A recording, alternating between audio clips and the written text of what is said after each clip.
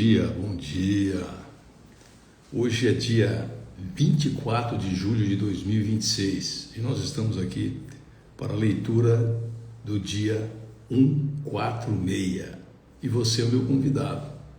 Então nós estamos aqui já com a presença do Fernando e nós vamos aqui já dar início à leitura da palavra. Segundo Samuel 23 e 24, hoje nós estamos finalizando o livro de 2 Samuel. Nós temos também 1 Coríntios 13, Salmos 146 e Provérbios 24. Então vou chamar o Fernando para a gente dar início aqui à nossa.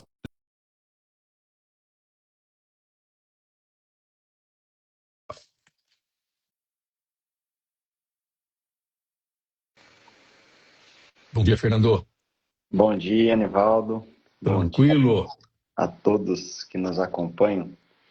Muito bem. Tudo certo, tudo tranquilo. Que bom, que bom. Então chegamos numa sexta-feira, hoje dia 24 de julho de 2026, né? Então, como já tinha falado, hoje é a leitura do dia 146, 146 dias fazendo a leitura da palavra na maratona da Bíblia capa a capa. Você chegou nos 60 dias já ou não? Já estamos 50 teve uns dias que eu não consegui participar, mas eu tô no 59. 59. Tá bem. Então tá faltando um aí, né? Então tá bom. Vamos fazer a nossa oração. Senhor, clamo-a-ti pelo sangue de Jesus. Agradeço já por essa oportunidade de estar aqui para fazer a leitura da tua palavra, para aprender um pouco mais sobre ti, Senhor, sobre a história, sobre as bênçãos, sobre cada detalhe que o Senhor tem colocado para a gente realmente ter uma reflexão. Tem sido uma sabedoria muito grande da sua parte para mostrar isso não só para a gente aqui, mas também para as pessoas que irão assistir. Nos dê aqui, Senhor, entendimento na leitura da tua palavra. Fica conosco nesse momento. Ora assim, em nome do teu Filho amado Jesus Cristo. Amém. Amém. Amém.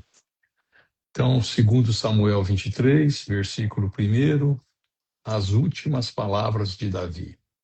São estas as últimas palavras de Davi, filho de Jessé. Davi foi o homem que Deus tornou importante, que o Deus de Jacó escolheu para ser rei e que compôs as belas canções de Israel. Davi disse: o Espírito do Senhor fala por meio de mim, e a sua mensagem está nos meus lábios. O Deus de Israel falou, o protetor de Israel me disse, o rei que governa com justiça, que governa respeitando a vontade de Deus, é como o nascer do sol numa madrugada sem nuvens, como o sol que faz a grama brilhar depois da chuva. É assim que Deus abençoará os meus descendentes, pois ele fez uma aliança eterna comigo, uma aliança bem certa e segura. Isso é tudo que quero. Será essa a minha vitória, e eu sei que Deus fará isso. Mas os pagãos são como espinhos jogados fora. Ninguém se atreve a pegá-los com as mãos. Para isso, é preciso uma ferramenta de ferro ou de madeira. Eles serão totalmente queimados no fogo. Os soldados famosos de Davi, então nós estamos aqui em 2 Samuel 23, versículo 8. São estes os nomes dos soldados famosos de Davi: Josebe Basebete de Taquemoni, que era o líder do grupo chamado Os Três. Com a sua lança ele lutou contra 800 homens e matou todos numa batalha. Eleazar, filho de Dodo e neto de Aoi, era um dos famosos três. Uma vez ele e Davi desafiaram os filisteus que se haviam reunido para a batalha. Os israelitas se retiraram, mas Eleazar ficou e lutou contra os filisteus até que teve uma cãibra tão forte na mão que não podia largar a espada. O Senhor Deus conseguiu uma grande vitória nesse dia. Depois que a batalha terminou, os israelitas voltaram até o lugar onde Eleazar estava para tirar a armadura dos mortos. Em seguida vinha Sama, filho de Age, o Aharita. Os filisteus se juntaram em Lei, onde havia uma plantação de ervilhas. Os israelitas fugiram dos filisteus, porém Sama ficou na plantação, defendeu-a e matou os filisteus. Nesse dia o Senhor conseguiu uma grande vitória.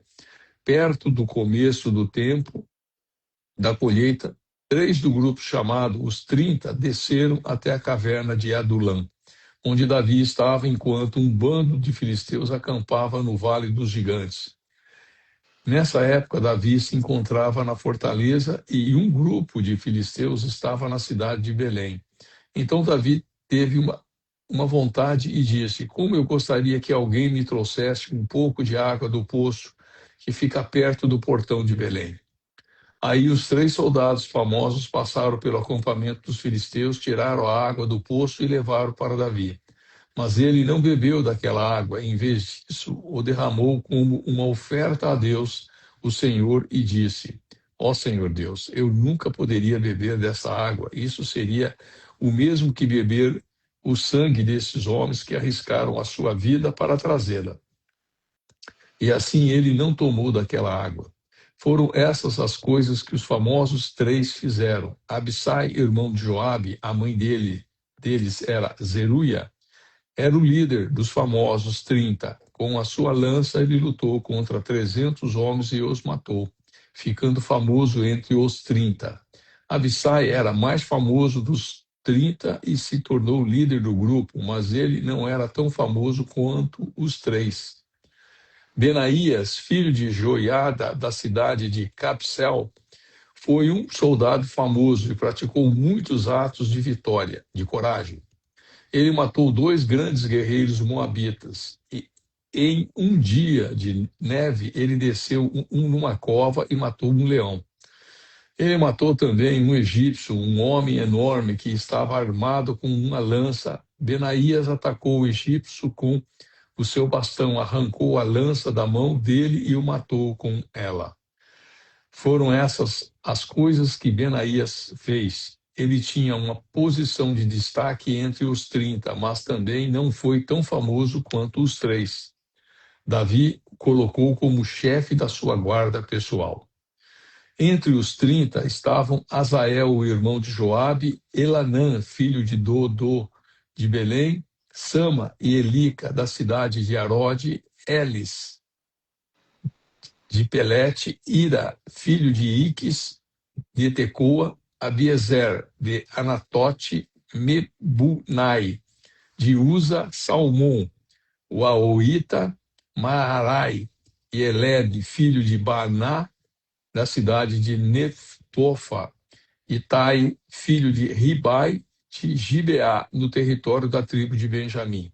Benaías de Piratom, Idai dos vales de Gaás, Abi-Abdom, Aldom, de Arabá, Asmavete de Baurim, Eliaba de Saalbom, os filhos de Jacém, Jonatas, os Aharitas, Sama e Aiam, filhos de Sarar, Elifelete, filho de Acasbai de Macá, Eliam, filho de Aitofel de Giló, Esro, de Carmelo, Parai, de Arabe, e o Igal, filho de Natã, de Zoba, Bani, do território de Gade, Zeleque, de Amon, Naarai, de Beerote, que carregava as armas de Joabe, cuja mãe era Zeruia, Ira, de Garebe, de Jatir e Urias, o Eteu.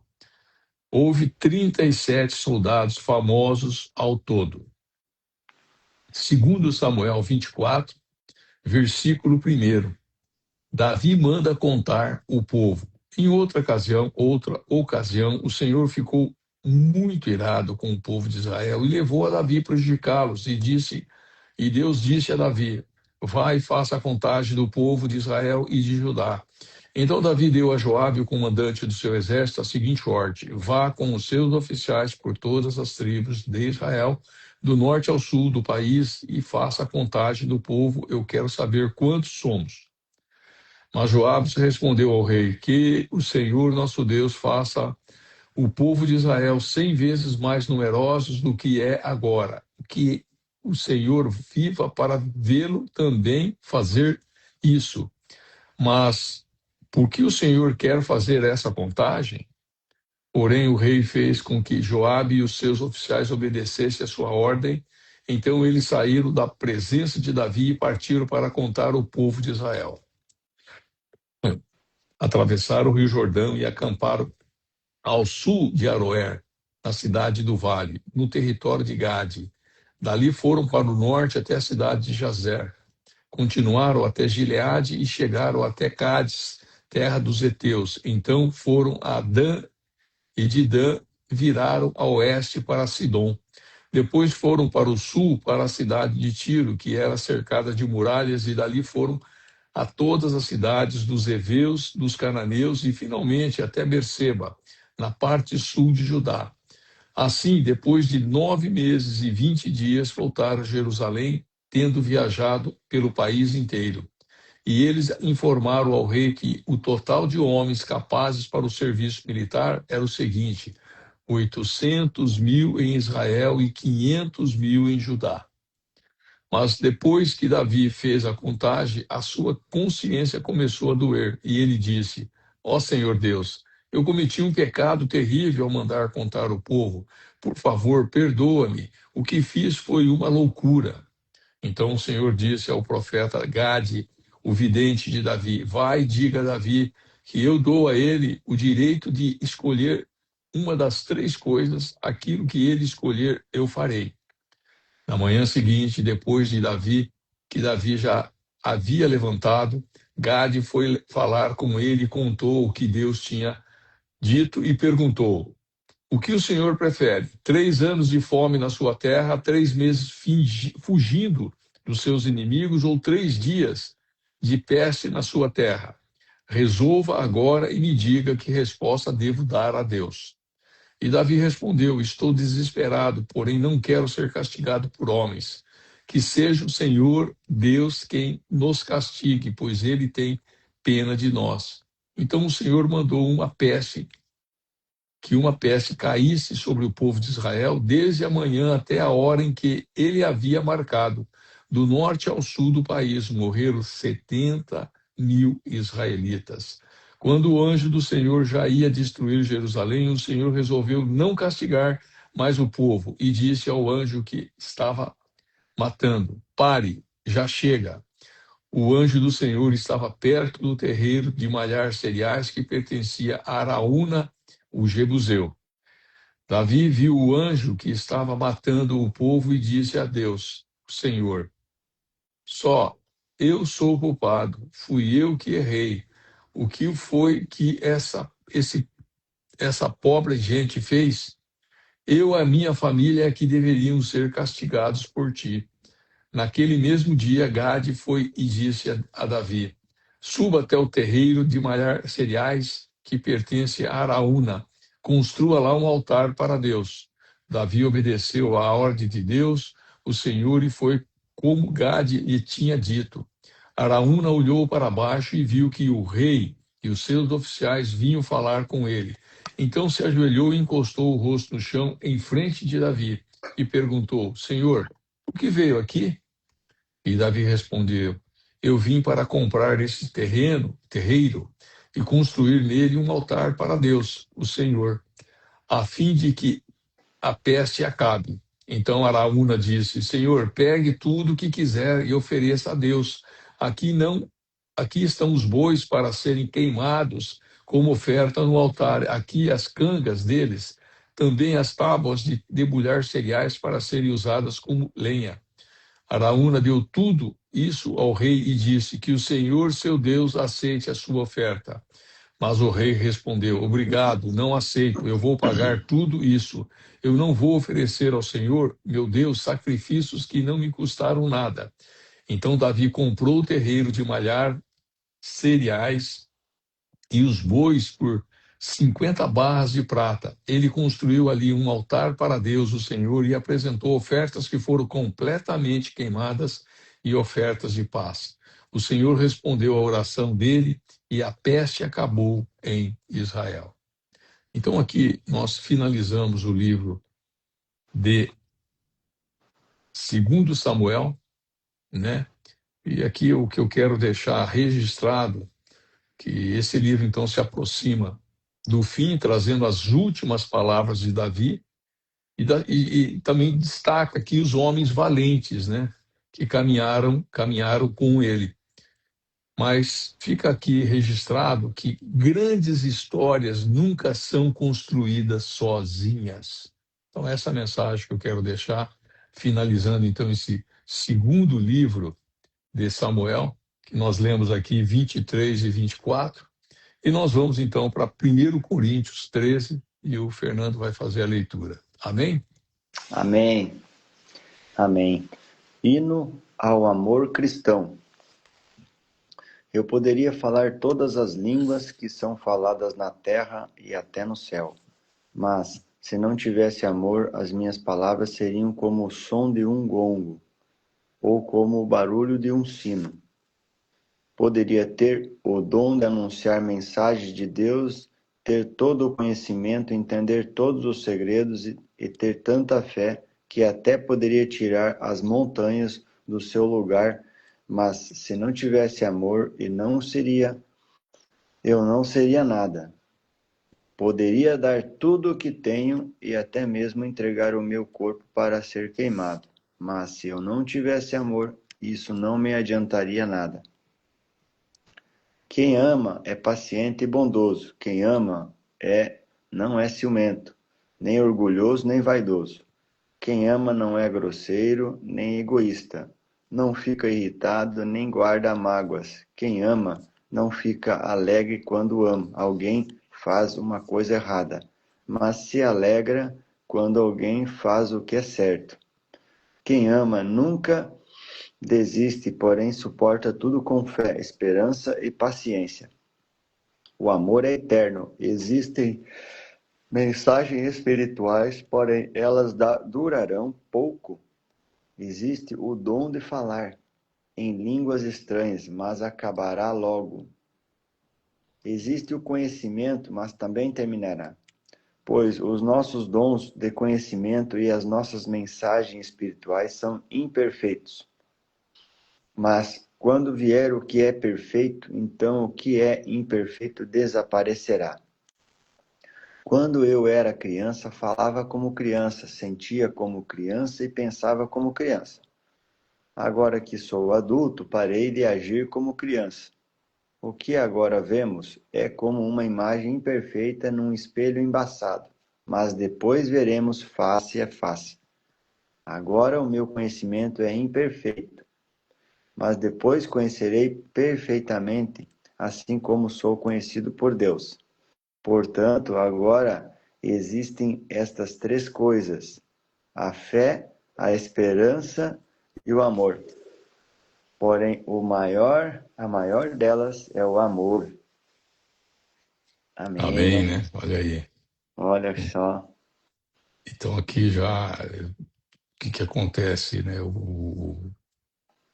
Que foi o profeta Paulo aqui, o apóstolo Paulo, que ele acabou escrevendo isso, né? Nós estamos aqui no 146 hoje, né? Só para dar um pitaco aqui.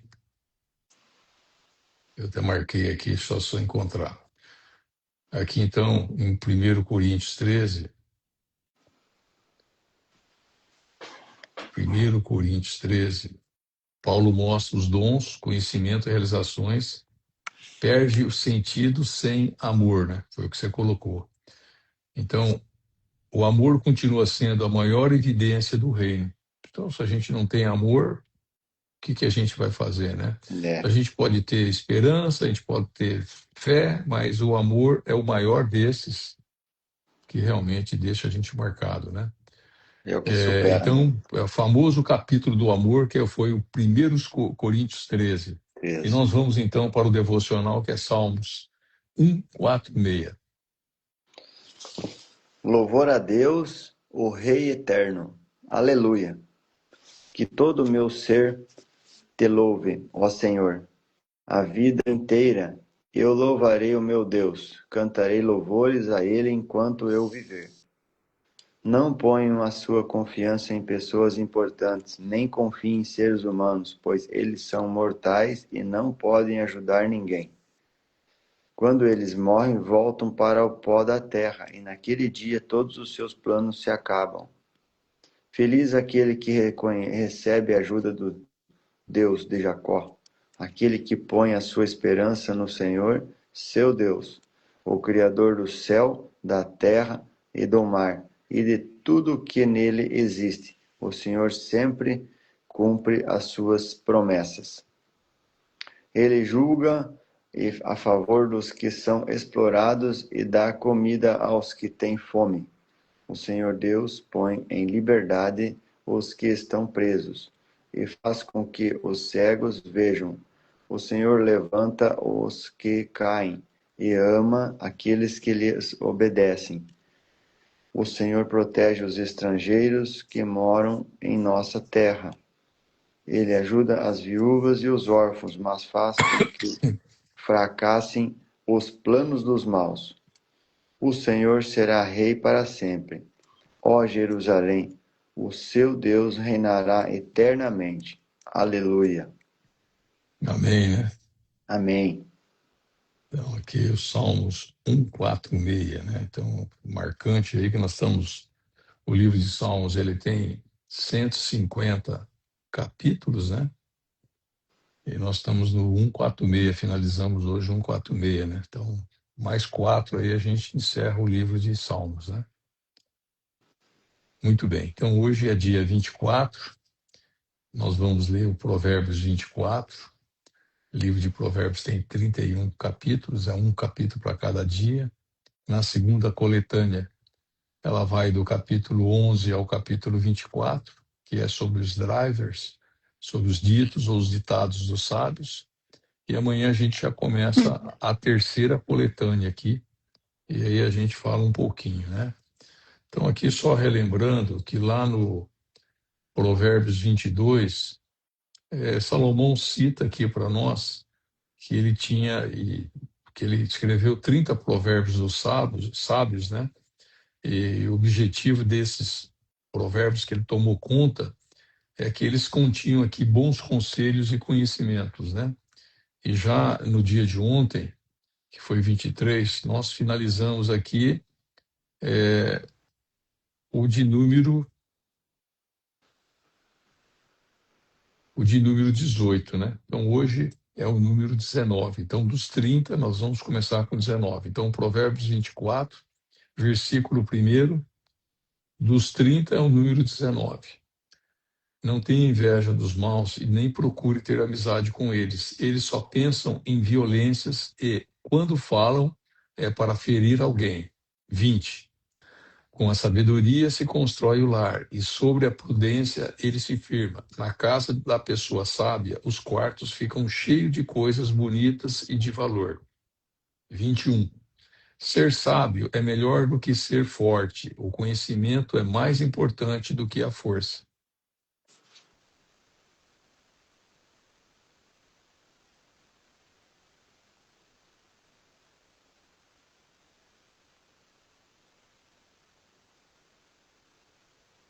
Afinal, sábios são profundos demais para serem entendidos pelos tolos. Quando são discutidos assuntos importantes,